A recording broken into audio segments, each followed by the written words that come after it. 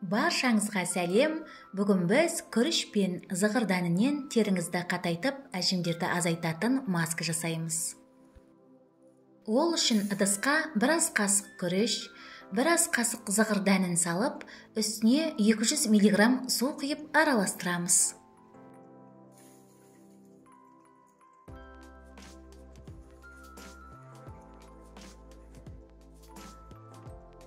Баяу отқа қойып 5-7 минут пісіреміз.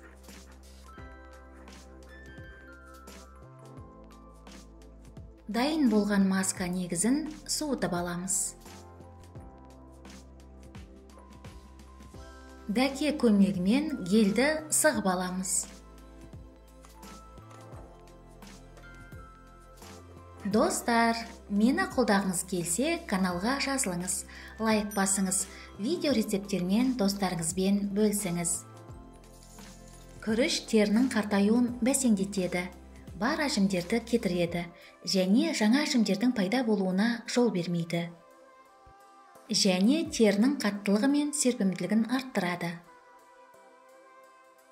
Жарты шай қасық кокос майын қосып, жақсылап араластырамыз. Кокос майы теріні нәрлендіреді, ылғалдандырады және жұмсартып серіктеді.